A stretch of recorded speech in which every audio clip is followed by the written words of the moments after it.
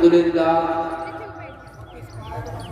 لله رب العالمين وحده لا شريك له وصدق وعده ونصر عبده وهزم الأحزاب والصلاة والسلام على النبي الذي شرف الله الدنيا ببعثته سيدنا مولانا محمد المصطفى المبعوث إلى الأسود والأحمر.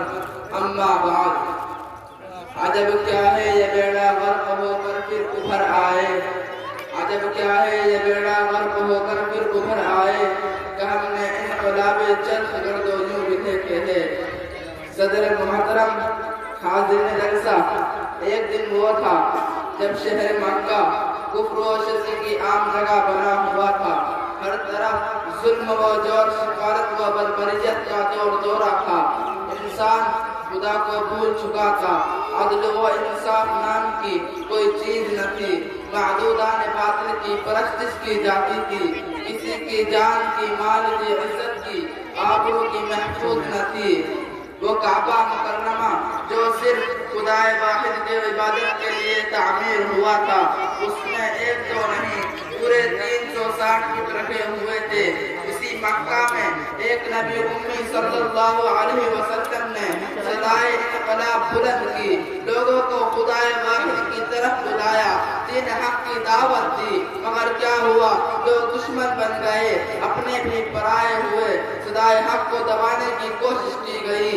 نبی برحق صلی اللہ علیہ وسلم اور ان کے ساتھیوں پر ظلم و ستم کے پہاڑ توڑے گئے اور انہیں اتنا مجبور کر دیا گیا کہ وہ اپنا پیارا وطن مکہ چھوڑ کر مدینہ ہجرت کر جائے.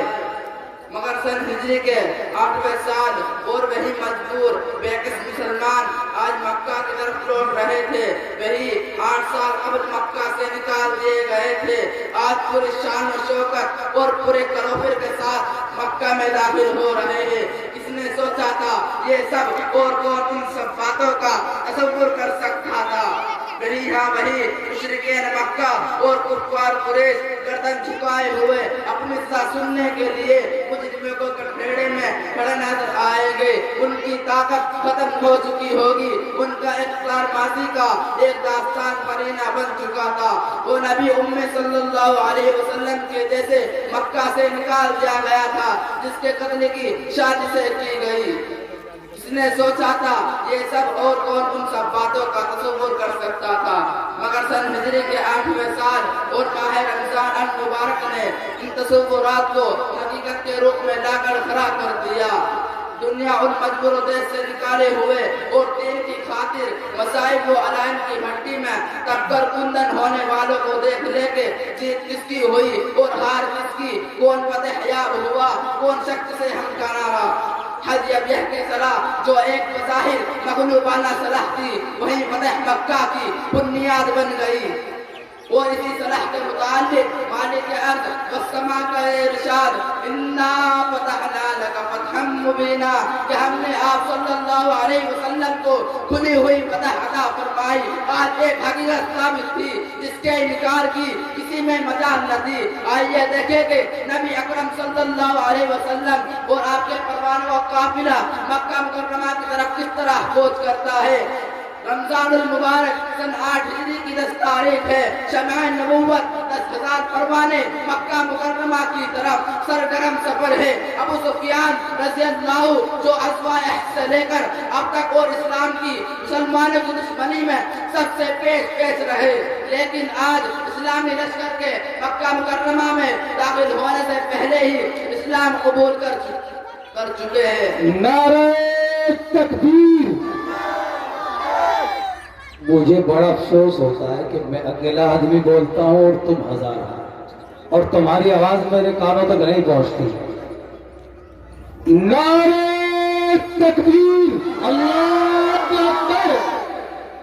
مختلف قبائل کے دستے اپنے جھنڈوں کے ساتھ اپنے صفائے سالار کی قیادت میں آگے بڑھ رہے تھے. جی ماشاءاللہ. نعرہ تکبیر کی صداؤں سے فضا گونج رہی تھی. انصار کا قبیلہ اس شان و شوکت اور ساز و سامان کے ساتھ آیا کہ پہاڑی گونج اٹھی. ابو سفیان رضی اللہ کو دیکھا تو فرمایا اليوم يوم الحق جاء الحق وزهق الباطل ان الباطل كان زهوقا حق آ گیا باطل مٹ گیا باطل مٹنے کی چیز ہے اور اسی کے ساتھ ہی سارے بت ایک ایک کر کے منہ کے بل گرتے چلے جاتے تھے میں اپنی تقریر یہیں پر ختم کرنا چاہتا ہوں اس اشعار کے ساتھ زمین لہلا میں روشن چراغ آرزو کر دے زمین لہلا میں روشن چراغ آرزو کر دے چمن کے درے درے کو شہید جستجو کر دے بہت خوب